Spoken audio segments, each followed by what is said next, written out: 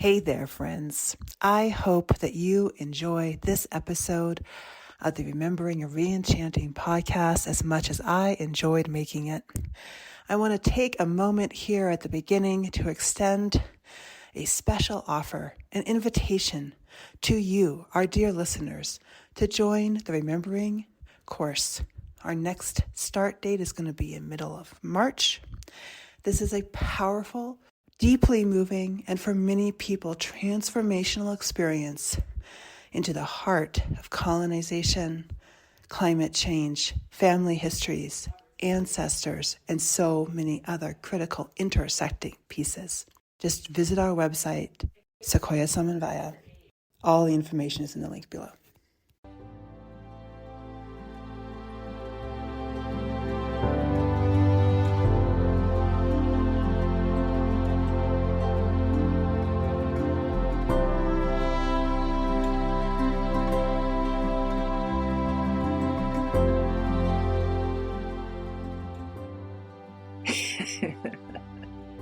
Hello, and welcome to the Remembering and Reenchanting podcast. My name is Sarah Jolena Wolcott, and I am your hostess on this sacred learning journey of unraveling, unveiling, and becoming more fully alive at the end of the world as we know it.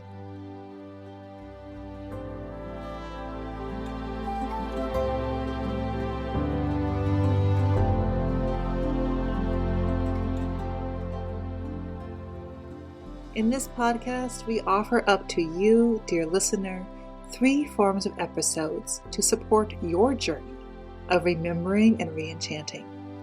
First, conversations with amazing people. Second, storytelling. And third, myth casting. In this episode, we're going to bring you a conversation between myself another amazing, fascinating leader in the areas of remembering and reenchanting.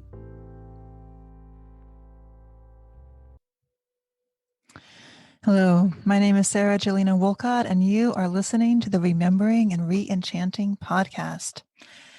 Today, we have a chance to dive into one of the most important aspects of remembering and reenchanting, the continual creation and recreation of rituals for our times. Our guest and a friend of mine, Katherine Newell Okojie, is with us today, and she's calling in from Denver, Colorado, where she is currently living. We originally met at Union Theological Seminary, where we were both students. Today, Katherine is a ritual crafter, a spiritual leader, a speaker, and a writer. She has a background in the New Thought movement and currently considers herself an interspiritual minister and a witch.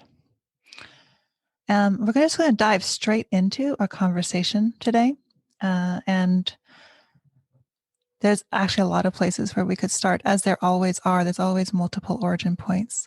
But Katherine, I really just wanted to first say thank you for joining us on the podcast. Of course. Thank you for inviting me. I did want to say I'm in Denver, Colorado, and want to just acknowledge the original caretakers of the land that I reside on, which is the Arapaho, the Cheyenne, and the Ute. Thank you. Yeah. Is there anything else about that land that you want to share with us? It's magical. I have lived many places and I keep coming back here. I was raised here. And if you get a chance to come to Denver, do it. Don't live and stay here, though there's way too many people here now. So it's not as fun as it once was, to be honest, but it is, the magic is out. I think people, Lord got out and people came, but it's a very sacred land and it's a cool mix of human beings, I think.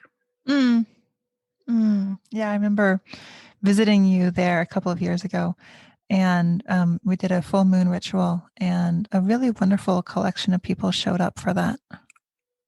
Agreed. That was beautiful. It was a really fun night. And that was actually one of the first rituals, like public rituals I led after seminary. So I was grateful to lead that with you and to collaborate. It was not only fun, it was a deepening, and it was kind of like a baptism by fire in a way.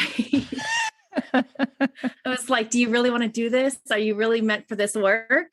Mm. Hell yes, let's do it. Mm. Yeah, those first offerings that people offer to the world can be really, can feel like there's testing almost that seems to happen through doing them. Absolutely. The alignment piece, like you say you are this person, can you show up in public as this person? Turns out I did. So that was the very beginning, but I'm really grateful to you. Many times we've made ritual in different lands across this country, actually. And it's been wonderful and expansive and unpredictable every single time. And that's the beauty of ritual too, right? The unknown. Expansive and unpredictable part of it. And you're beginning to teach rituals now to others and to help others think about what does it mean for them to step into their public space as a ritual maker and creator. And I'm wondering, like, when you're doing that, so just based on our experiences or other experiences you've had, what are you encouraging people to think about? I'm encouraging them to think a little, but mostly it's an embodied practice. I think the thinking comes later. There can be a lot of reflection in ritual, but I think that we think too much in society, that we're actually very cerebral. And that's a huge reason why I left the New Thought movement. Actually, it was so cerebral. It was really just in the mind. And I realized I just ended a stint as a minister at a New Thought church here in Denver. And in grieving that experience, what it was, what it definitely was not, I reflected and realized, what is the root of what I've done? I was a chaplain for years in trauma spaces and hospitals, guiding people through like the worst experiences imaginable. So I've worked in many different contexts, and I kept thinking, what is the root of what I'm doing? Why am I on this planet? And ritual just came up again and again and again. And it was not even, ritual's amazing, but what I love is the crafting. So I call myself a ritual crafter because I love that creation piece. And I think that, I can lead rituals. I love to do that. But what I love more than anything is to empower other people to lead their own rituals or to co-lead with me so that they're not alone maybe in that space, but we get to make magic together through whatever they're going through. So that's what I do now. I work with personal, like one-on-one rituals, and it could be death or birth or career change or visioning or conflict with family or coworkers, whatever it may be. And then I also really am calling in spaces and communities to work with public ritual. That is really what I'm called to do, is to redefine ritual as well. I think people hear that word, they're like, oh, is that a Catholic mass? Is that, what are we getting involved with? Basically, like, what are the rules of ritual? And I don't really see rules many times in ritual. So it's really decolonizing ritual practice is what I teach people and empower them to do. And just make magic in every moment, make meaning. There's so much of life that's passing us by that we're not actually feeling through it. So my job is, I think, to awaken folks and help people realign. You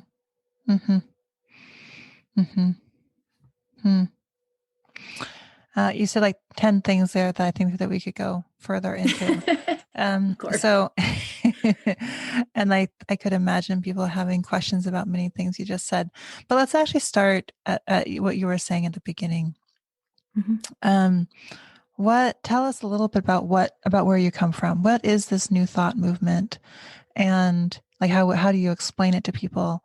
And what are some of the lessons that you are bringing from that to the wider work of crafting rituals?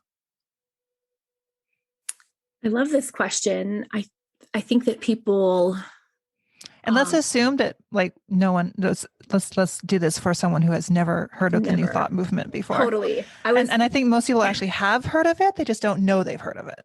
Absolutely. I was just going to say that. So perfect. It's like the water we swim in and no one knows it. It's like the oxygen that we breathe, at least in this country. The New Thought movement is uniquely American. It can exist other places, but not like it does here. It was invented here. It thrives here. And it's baked into who we are and our identity as colonized and colonizers in America on this land. So it is the movement. People think like it's like a religion, and it can be, but I really view it as a movement. And it's a paradigm, basically. It's a philosophy that started out as an idea right around the time of the Transcendentalists is really where it is, like the pre-birth. Yeah. part. So what time period is that? The Transcendentalists were really big, like 1840 to 1860, 1870 or so. It was that last part of the 1800s that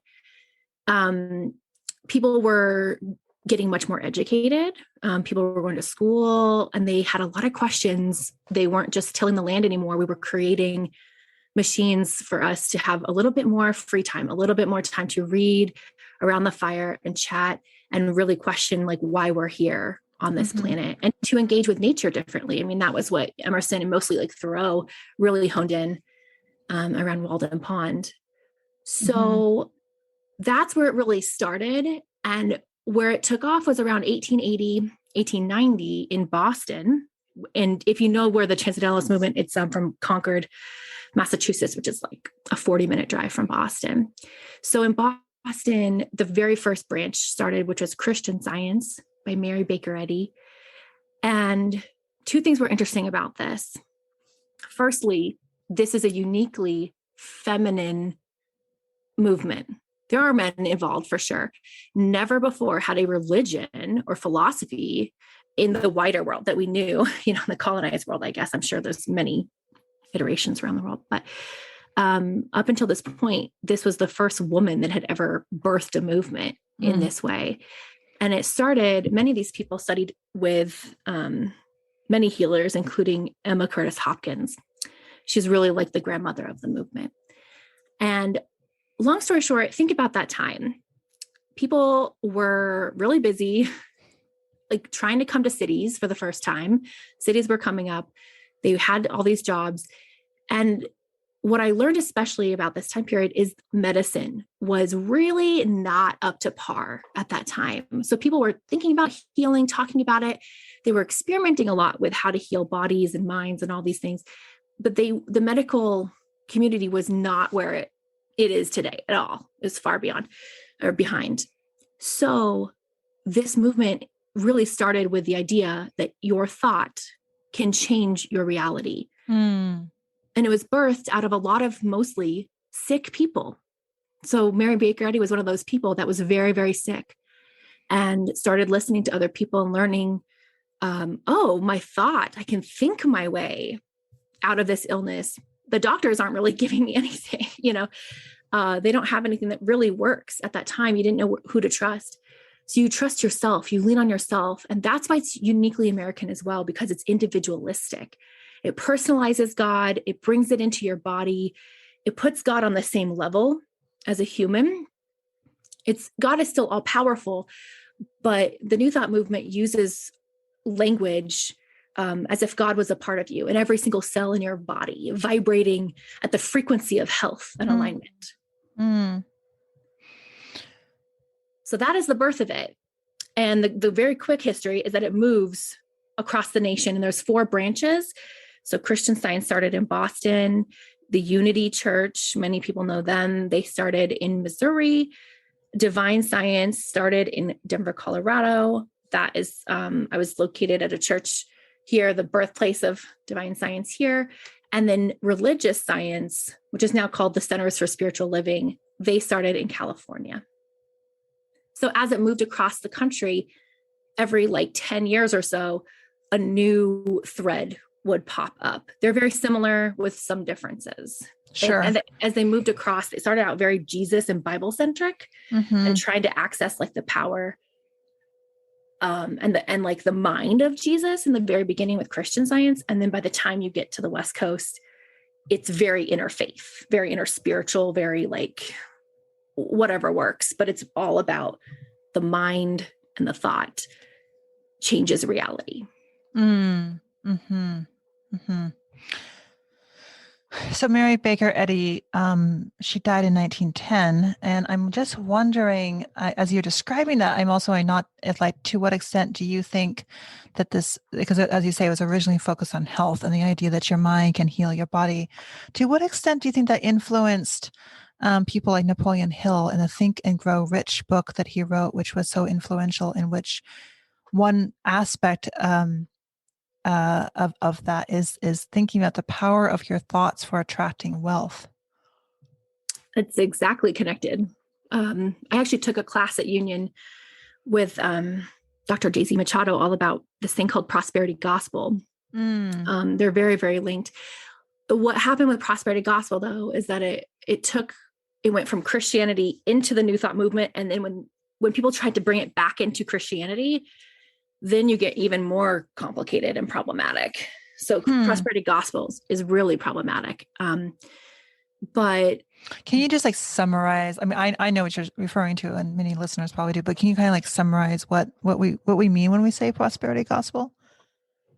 Oh, I mean, we know a lot of them, right? Like this is, again, the water we swim in. When you think about someone like Joel Osteen or T.D. Jakes, that's prosperity gospel, which is Christian, which is, send me your money. I'll send you a snippet of it back, plant it in the ground. Maybe it'll grow. It's this idea. I think it's fraud, to be totally honest with you. But it is the idea that your thoughts plant things. But prosperity gospel with Christian pastors, it's often, think about like millionaire pastors who fly on private jets, who have name brand shoes and all that. I don't know if you've seen that like Instagram account, like preachers with sneakers or whatever. And it's literally all about prosperity gospel preachers, like the Hillsong people. That's a lot of prosperity gospel. And so it's partly what it's doing is it's talking about the health and wealth gospel, the gospel of success, right? So it's sort of saying that part of how you know that God favors you and that God is real in your life is through the accumulation of material wealth and well-being, as well as that your faith and your thoughts, what you're believing, what you're thinking, will attract material wealth, or whatever it is that you're thinking, health and wealth, both. Absolutely. We see this very modern day through the movie The Secret. We see it mostly through my dear beloved Miss Oprah Winfrey, who I tell people she like practically raised me. I love that woman. And also it's complicated, like who she has on her shows now. Some can be great. Some it's like the border of problematic. And we need to like really interrogate who is giving us spiritual knowledge.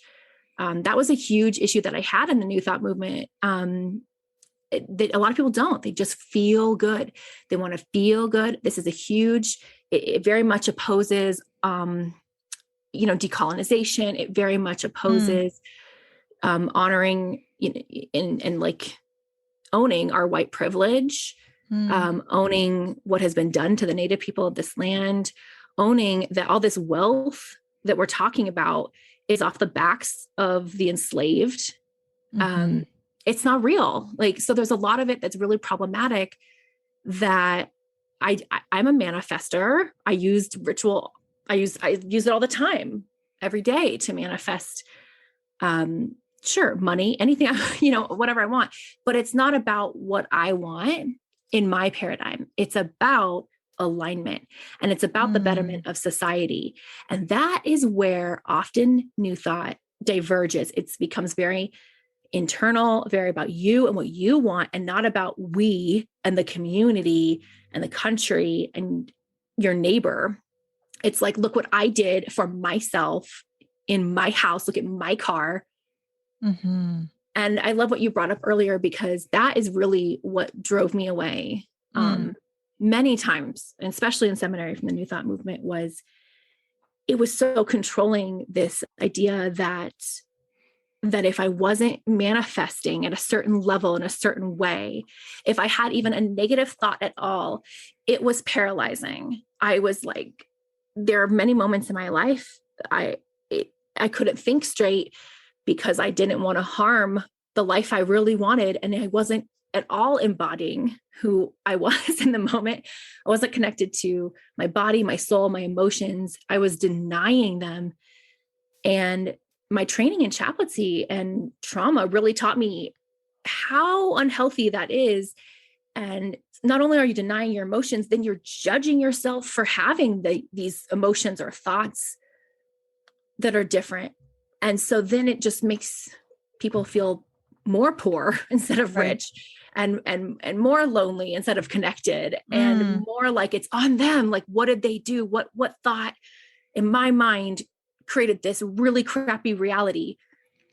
Okay. So I feel like I want to see if I can reflect back what you're saying and tell me if I'm getting this, if this is what you're saying, because I think it's really important. I think we're untangling something here in our society and in, certainly both, not just New Age, but certainly a lot of the spiritual, not religious. And for those who are seeking to be, to engage differently with society, like really key and important points. So first, to just like honor and recognize that there is some truth to the extent that your thoughts and the vibrations of your thoughts do influence the world around you, that your internal reality and your external reality is connected, that there is something in that that's really true, right? Absolutely. And to really and honor... we have the proof, right, Sarah? Right? Like, we live lives like that, right? Oh, the things that I manifest. Yeah. I mean, in the rituals that we do, right? We are powerful. Yes. And that often we are creating our realities, and we're creating realities that sometimes with lesser intention and sometimes with more intention. That's shadow. Absolutely. There's absolutely ways in which our shadow thoughts, which we're desiring things that we're creating for ourselves and our bodies that we don't think we want, but we're still creating them. And that understanding of that is something that early women, their own experience of like Mary Baker Eddy and others, it wasn't just her, their own experience of their bodies and of their minds and of their health in their personal lives, they were able to see these connections and to recognize it and to work with it and to play with it. Would you say that they were ritualized, that someone like Mary Baker Eddy was herself practicing certain types of personal rituals? Absolutely. Yes. I look at an affirmative prayer as a spell often. Can you, so an affirmative prayer being kind of like affirmations that someone might say in the morning? Every thread is different. I was trained in the religious science tradition. So it's a 5-step affirmative prayer that is different than like, please God, please, can I have this? It affirms that you already have it. It is acknowledging the connection that you have with spirit. It acknowledges that spirit is flowing through you, that you are part of this power, that you're not just like separate of it. You're co-creating with God. It acknowledges the reality that is unfolding. And it doesn't say it in a way of like, oh, I want this. It says, I have this. I know this is mine. I know this is reality. And then there's gratitude and then a release. And that particular 5-step is something that you grew up learning how to practice, and that you did practice, and that you experienced the results of that both for yourself and for your community. Absolutely. I still use it all the time. I think it's a much more effective way of prayer. I'm not begging spirit to do something. I am co-creating. The difference is now is that I know that there is like a one mind, and I am connected to it, but I am not knowing all of it. So I usually pray for like this or something better. And sometimes the worst thing in your life is saving you from something way worse, which my younger self did not know. Right. Absolutely.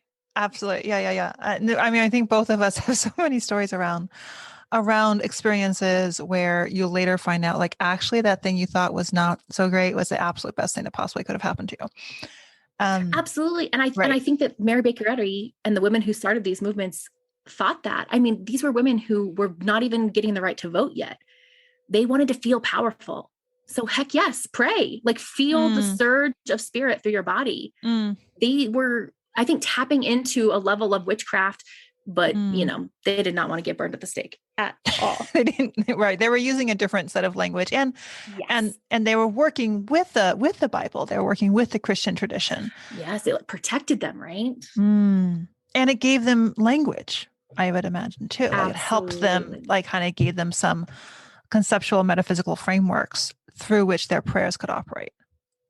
Absolutely. And that would have resonated with the culture around them, the white culture around them that they were a part of. Because at that time, this is also the time of westward expansion. And so this movement of this sort of new thought and this, what is the relationship between, I don't know if you know this, but between new thought and new age? They're the same thing. New age is just a term that was coined more so in like the 60s. It happened when Eastern influences kind of started ushering in new thought. It was really just American. And then people started traveling to India and yogas was introduced. Okay, we have Vedas now. Okay, we do these things. Hmm. Then you have, but also it's uniquely American, remember? So it's also colonizing. So as it goes across the nation, it's taking. As it goes across the world, it's taking. I mean, think about how many new thought and new age people have done a like sweat lodge, have no idea what land they're on when they're doing it. Mm. They just go down to Sedona or something and they're like, God, it was just the best time. I paid like $3,000 for some white guy to like do Native American flute in my face and I'm healed. And I'm like, oh, you missed a lot right there. Right. Right. So this movement that is recognizing the power of the human mind in a way that European culture had not been recognizing for the past couple hundred years. And then that as we go forward in US history, that is um like finding a lot of alliances, particularly with Eastern Buddhist and Hindu thinking, which has some of those same philosophies, but they're contextualized very, very differently. And then that is kind of leading to this sort of conglomeration of things that used to be called New Age. I think we now, I think sometimes we refer to it as the transcendental movements and as transformational festivals, and a lot in the yoga space and the spiritual, not religious space, Yeah. has been imbued with. I think your reference to the Seeker film is like, I think most people I know at least have at least heard of, if not seen multiple times, that film. Mhm. Um, and it's kind of right, and it's recognizing this thing which is on some level true, which is the power of the individual and the power of our thinking and the power of, and is there a focus on collective thinking traditionally in New Thought, as in everyone praying together for something as having a particular power, or is it more individual based? It's mostly individual based, but no, there are a few times where people definitely get together. In New Thought, I've definitely visioned a lot with people, Oh, like so like collective visions collective visioning. Like there's like a process I've done many times. for Many an retreats. individual, or for like the church, like what does the building of a new Oh, church both might look like? actually. Yeah, we visioned like a mission for the community. We visioned like the next stage for the community. But I've also done visioning where you sit in a circle and like each person kind of gets a turn and you get like 10 minutes per person and everyone visions Mm-hmm. for Sarah right now. Right. And then everyone visions for Katherine next. And then we kind of all share that. And at this point in your work, would you say that that type of visioning and channeling is sort of the same thing, or are they? Do you see channeling as really different? I experience them similar. I don't know if everyone does. But the way that I vision is very like visual. Some people do like words. So I think it Mm-hmm. depends on how you particularly vision. Things can come up in all different ways. Okay. But that itself is a ritual, right? I mean, Right. you're kind of casting the circle, you're cementing it, you're doing a prayer, the thing that I tell people is the difference between a ritual and a routine is intention. And so as long as you are awake and you are in your body, that is often a ritual. It's when we just go about our days that becomes a routine. A routine, right. So we have this movement spreading across the country. It's doing so, and there's a couple of I guess we could call them fallacies or incompletenesses to it. One is that a misunderstanding of how both health and wealth are ecologically determined, and the extent to which both health and wealth in the modern society is deeply determined by systemic and like colonial influences. That's one major fallacy. So it's not recognizing the more than individual aspects of both health and wealth. And the extent to which it's individualistic is not supporting eco-human communities. Would that be accurate? Very much so. I would say that. Yeah. This can't happen. The New Thought movement couldn't have happened without capitalism. It is interesting. I don't think that people mean it that way, but it is extraction based often. And I think that that's what happens when something like The Secret goes viral and someone just tells you, you can manifest a $5 million house in a month.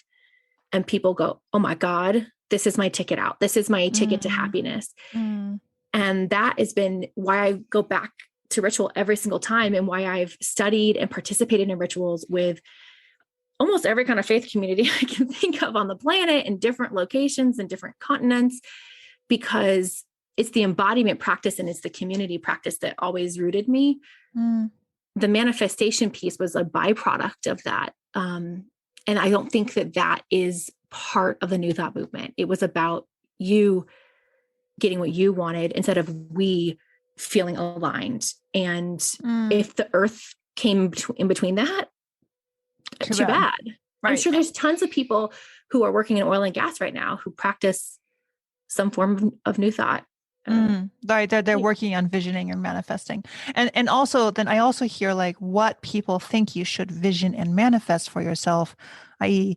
that, multi-million-dollar house, which in the very construction of that house is actually destroying ecosystems, both around it and in other parts of the world, is being shaped by a larger society that the movement has not been able to question. Like it's not questioning what are we envisioning and what are we trying to manifest. It's assuming that it's okay. It has to, because it's laced with white supremacy. That's what white supremacy does. It's blinders on. It doesn't affect me. So not only is it like hurting the earth, the house, right? I don't know whose land this actually is. No one ever thought, like, let's stop and question what we're doing. They really just enjoyed expansion. And I do too. I love expansion so much, right? What do you mean by expansion?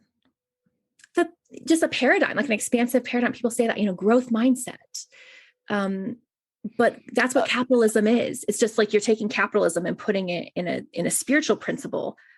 But after a while, and that was something I realized in seminary, I was like, wait a minute, there comes a time when we should stop growing, or there's a time we shouldn't keep building something or shouldn't keep. And honestly, taking your remembering class, that was part of it for me, was, oh, there's limits.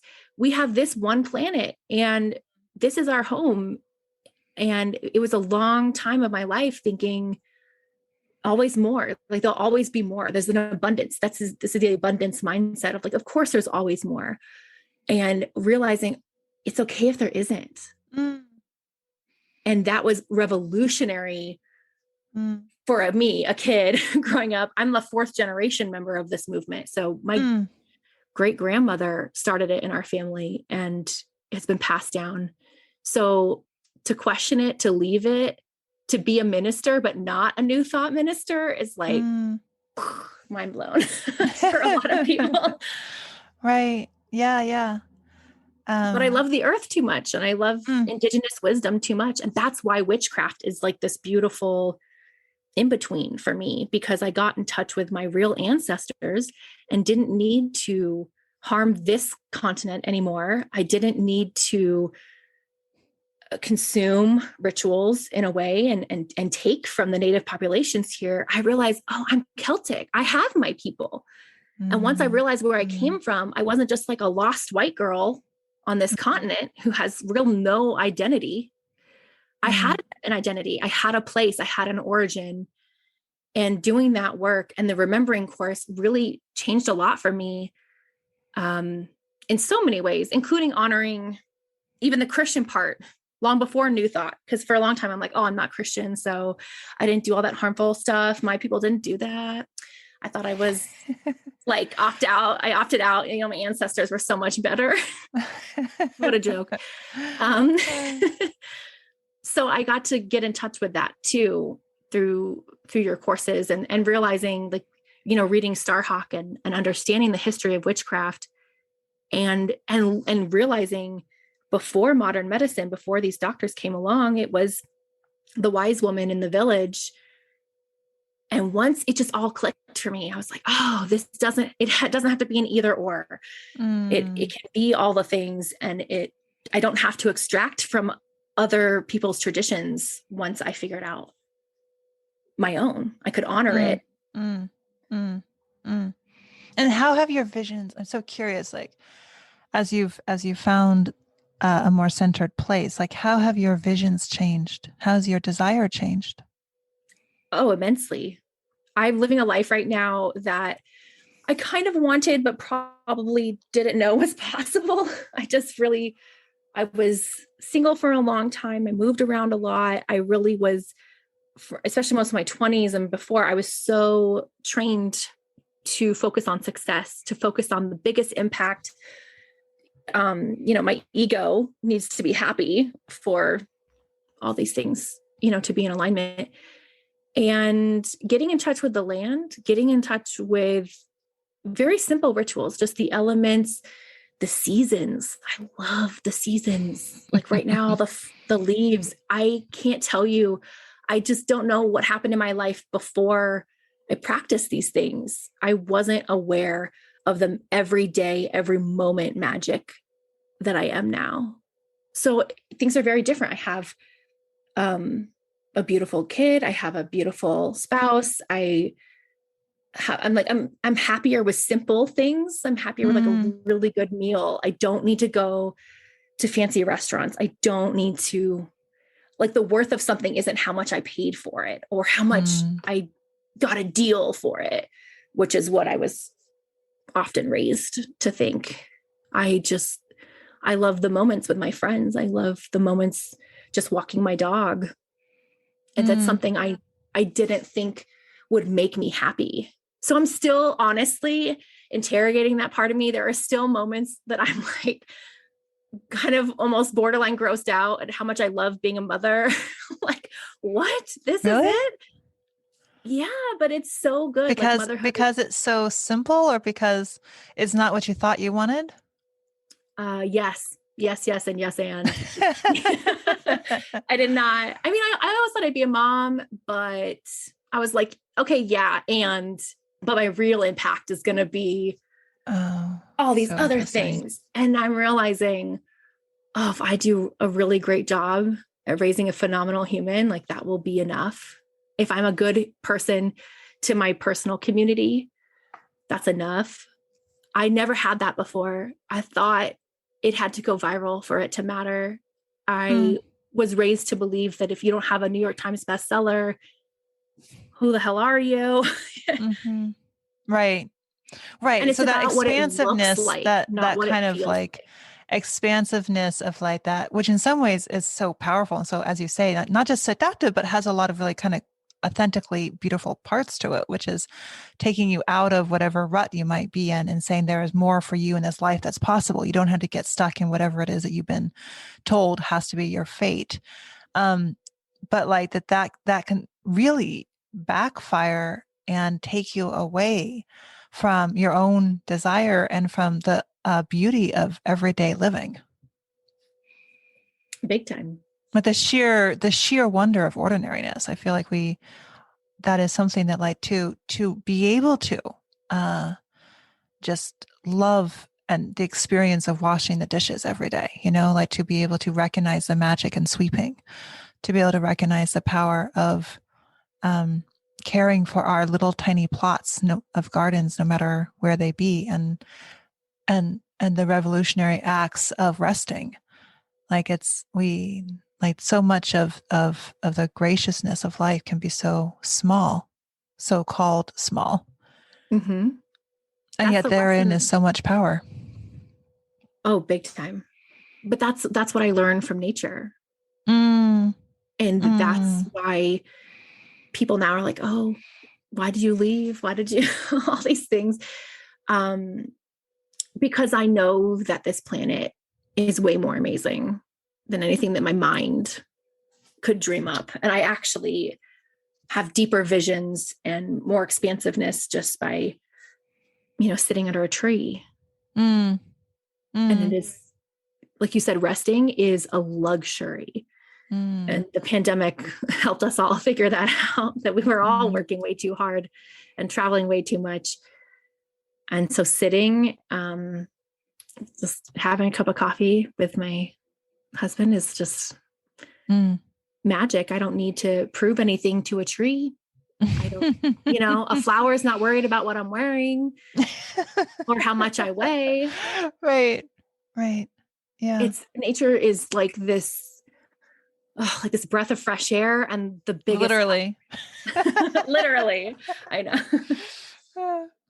Yeah. And it's interesting. I feel like as so many of us ground and center ourselves in an earth-centered spirituality. This old phrase from one of the great old theologians, Tillich, who describes ground as the ground, God is the ground of our being. Mm-hmm. Sometimes it's kind of this irony of like, oh, actually, no, the ground is the ground of our being. Mm-hmm. Like we don't like to find the divinity in the soil, and to experience what does it mean to actually walk on within soil, has a power to it that has been denied to us in so many ways. Absolutely. Mm. And so now, so I feel like this conversation has been like super important because we've been able to tease out a lot of pieces out here, and to once again to say like the lack of the what we kind of loosely reference in some of the challenges of the think and grow rich, or the your mind influences your health, is the lack of systemic, although there is some truth in it. And some of that truth can be revolutionary for people, and people have regularly shifted all sorts of things in their lives through understanding that. The lack of understanding and being able to engage with systemic issues, understanding the histories of colonization and the depth of unfairness of capitalism, the real limits to growth that do exist, and especially in terms of material reality, the blatant lack of paying attention to what is it that we are really asking for and envisioning, and what are the impacts of that on the planet, on ourselves, on one another, on our fellow humans, as well as our non-human friends and family. And also the ways in which it can take you away from your own internal experience, of what are you actually feeling? What is actually going on in the room? And to recognize that there is often a very critical place for quote unquote negativity, anger, sadness, grief, that all of those quote unquote negative emotions, and feelings and thoughts, are part of what it means to be a healthy human being, and often entirely relevant for, they are a healthy response for a system that's really failing us. Um, and that there is this in between way. I love what you said at the end there about the power of the potentiality of witchcraft, and of deepening into the craft as an in-between space that's neither us taking from someone else's culture, nor is it doesn't have to have the escapism, although I think it often sometimes does have various forms of spiritual bypassing, but there is a potential within witch practices and the revitalization of these practices that can take us back and lead us forward, and help us work with time differently within the limits of an ecological home. Yeah. I think that's what the Celtic calendar has helped me with. And like, I love this time of year because of that, because of Samhain, and the winter solstice and the death that we see as we drive down the street. And it's like all these leaves are dying and they're absolutely gorgeous on the way out. And I've just loved that. Like, it's, as a chaplain, I have seen a lot of dead bodies. And people are always shocked, like, oh gosh, I can't believe you did this. I can't believe you saw this. And it's a gift. And I look at that time of my life serving in that capacity is the same way I look at these trees. It's a gift. And I wish that we could look at the elderly and the sick in our society, as the gift, like, whether they're around forever or not. Like, we have this moment. I like thinking about the gifts of sickness. Yes. And real health. And that was something that it took me going to a hospital and working there for several years to realize that sometimes, the goal often, outside the hospital is to be thin, to be pretty, to all these, wear makeup and all this stuff. And in the hospital, I've seen thinness, and it comes with a colostomy bag. And it comes at the last moments of your life. Like, thinness is not the goal there. It's very different. Like looking at, what a good body is, has really changed it for me. And I can see goodness in every body. And so that was decolonizing for me as well. Just this paradigm death, a paradigm shift of illness, that my whole life was like, oh, you have to be healthy. Like, no matter what, or if you're unhealthy, then your mind is unhealthy. And in fact, I saw more amazing humans have absolute complete accidents, like car accidents and cancer diagnoses over and over again, to some of the kindest humans that I have ever met. And people that had gorgeous families and people that served their society in all different facets. And I thought, this is insane. Like, these people are thinking wonderful thoughts. They're doing wonderful deeds, and they're still dying, or they're still coming in mangled or hurt or whatever it is. And it's not on them. So it shifted it for me. And I think about that I think about it a lot, but especially during this time of year when we are literally seeing death around us. And that's like the lesson of Samhain is, like the thin space where our ancestors can come back and commune with us. And I'm not afraid of that. And I think so much of my ministry is helping people not be afraid of that. And those negative emotions, like you said. I hate the word negative emotions. They're all very good. It's totally the wrong way of describing it, right? I know. But do you know how many people use that? It's like, it's just call it uncomfortable. I love that. Yeah. And it's okay. But especially white women, we're taught like our goal and our job on the planet is to make people comfortable.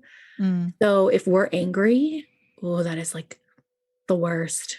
So I've really spent a lot of my time since becoming a witch being real mad and honoring the anger and ritualizing through it. And I think that is so sacred. Can you describe a ritual around anger and rage? Oh, yeah. I literally destroyed an entire dresser with like an axe like last year. Someone really. Can you like paint the picture of that? Like, did you cast a circle, or what was your process? There weren't many people because also it's very dangerous. So definitely wear like eye protection. So safety first, everybody. Around. Uh-huh. But my sister had this like old dresser that I don't like got at a flea market. Like it was just like, it passed down so many different hands. And finally it was just really, it could not hold clothes or really anything anymore. And so they brought it out into the yard and, God, at first I was like nervous, right? Because So you planned this, right? You planned to destroy the dresser. oh yeah, someone really not great harmed our family. Okay. So there had been an experience of harm. A huge, oh yes. And we could not get in a room and yell at this person, which is all we want to do sometimes, right? Mm. So all I wanted to do was just scream at this human for harming our family so deeply. And I couldn't do it. So, but I couldn't have it live in me because it just infests and eats, and it's a hungry ghost, as they say. And so we went outside. We'd been planning it for like 2 months and it just never seemed to work with my schedule, you know? So when the day finally came, I remember just kind of waking up and being like, today is the day. I need it. My heart was like gonna burst. My stomach was just done. So I was out in the backyard, got the proper gear. There's a lot of breathing at first. And for me, I don't know how everyone feels with anger. For me, I felt scared that I would be like so angry, I couldn't stop it or something. Like once I start this, like, will it hurt me? Will it hurt other people? And I think that's like the fear of anger in general, that we've like squelched it so much. But for me, that's what came up. So I just breathed. And my husband did a little bit first. And I was like, oh, it's not that bad. It's okay. It's a little scary. There's like little splinters and things flying. And so you definitely have to like stay back from whoever's doing it. I definitely got cut like doing it. You know what I mean? They fly at you. Like I felt like at the end, I don't have like a scar from it, but I had, you know, a mark from this moment. It lasted with me. And I just screamed, like a lot of screaming words I really wanted to say to this human and to God. Like I always like yell at a person. I feel like my anger is all, it like starts off at the thing. And then I'm like, this is so messed up that this even happened. So I was upset with spirit too, and got that out. And it felt amazing afterwards. So yeah, I don't think you can cast a circle if you want with that kind of thing. But I think just getting conscious, everyone felt differently afterwards though. Some people really liked it. Some people were like, oh, this was very intense. Or I found out some people were more talkative. Like some people, you know, get it out and they're like, oh, blah, blah, blah, blah, I got all these things to say. And finally I can say all this stuff. And for me, I was depleted and like scorched earth kind of. Yeah. You got all this out and then you just sort of needed to do nothing afterwards. Yeah. Yeah. So I'm really hearing the importance, like when creating, if you're going to create a space for yourself to really release rage, to give yourself time afterwards to do whatever you need to do, such as taking a nap. Yes, that is such a good point. We scheduled nothing that entire day because we had no idea what would happen, where we would be with that. And that's so important. I would say I'm like now remembering this, being the body remembers. And we would yell at each other like while doing it, like say it louder. Come on. Like, what do you really want to say? Come tell her. Like, it was good to do it with people too. Like it's good to not be watched sometimes. I really like not being watched during rituals. And then also there's something about it, especially with anger rituals, to almost be egged on, almost like you're doing this taboo thing in our society, like you're leaking it out in public. Mm-hmm. And it's also a form of validation, right? And of like, it's okay to do this. It's okay to do this thing that most of society says you should never do. You should never yell at the top of your lungs, and you should never, like, unless you're a demolition of a house, like, you're not supposed to take out your anger on furniture or objects. Right. Although now there is, I don't know if you know this, there are rage rooms all across this nation now. Oh, really? They have popped up, and there's several in Denver. I know there's probably way more in New York. Yeah, just the past like 3-4 years. And you can donate stuff to be destroyed if you want as well. It's really great. And people pay money to just spend 20 minutes in a room, scream their lungs out, and like go back to their life. I encourage people to do it. Right. And one can, and so, like, are you helping people, like, finding ways of integrating all, rage and other emotions? It sounds, I mean, you are finding ways of helping people integrate rage and other emotions into their regular life, to help it not fester. Big time. That is also something that I'm going to be doing more of at the end of this month, because on October 30th, Mars goes retrograde until January. And then like the post-retrograde shadow lasts until March. So I am particularly creating rituals and courses right now to help people channel their anger and get it out and look at it and express it in a very different way than they have done previously, and use this moment as medicine. So it's a moment where people might experience more anger. Is that what you're saying? They might experience more anger or less anger, depending on like who they are. So a retrograde, whenever any planet goes retrograde, I just think of the word reflection. It's a chance to look at that part of your life. And Mars really highlights our anger, our action.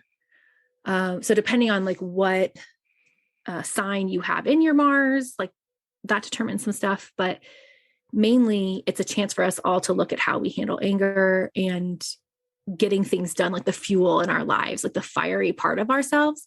So I think people that like never really tap into that are going to feel on fire. And oftentimes people that are really like maybe extra masculine will feel a lot of water energy or something. But it's a chance to it just flips around for a couple months. But it's hard individually, but always when things go retrograde, I think systemically. So it's people that don't even know that these cycles are going on that I worry about the most, like our world leaders. So not great. All right. Well, thank you so much, Katherine. This has been really, really rich. I just want to check in to see if there's anything that you wanted to make sure that you said before we bring this session to a close. I just thank you for this time. I have appreciated taking many courses with you and learning my ancestry and tapping into my creative wisdom through writing. And the people that I've met through your organization and just through your circle have been really wonderful as well. So if you haven't taken a course with Sarah or engaged, I would just, I'd say like take that risk too, right? Take the leap and try it. I think that even if it's not what you think, it might be better, like you were saying. So why not? I don't think it's going to harm anyone to know the depth of who we are and where we come from. It will only heal us personally and systemically. So thank you for the work that you do in the world. It really matters. And I'm grateful to be your colleague and your friend. And if anyone out there wants to create magic with me and is empowered and inspired at all, and even if it's something that we haven't even like covered, something else entirely, if it's something just burning in your heart, reach out, send me an email. You can find me at katherinenewell.com. And I just appreciate the space. So thank you. Thank you. Thank you for that. We will have links to many of these, many of the things that we've been referencing. I will be in the show notes, including Catherine's own website and ways of reaching out to her. I'm just so appreciative that in this particular conversation that we were really able to kind of tease out some of the background through which these current conversations are happening. Current conversations about what does it mean to be working as individuals and as collectives, and to use and the power of our mind and the power of our thoughts, and what does it mean to be engaging with this work as ecological beings, and who are part of a more than human family, and where our visions and our dreams, may they come to be really in tune with that more than human family, so that our very sense of our needs and our responsibilities might be in greater service to all of life. Amen.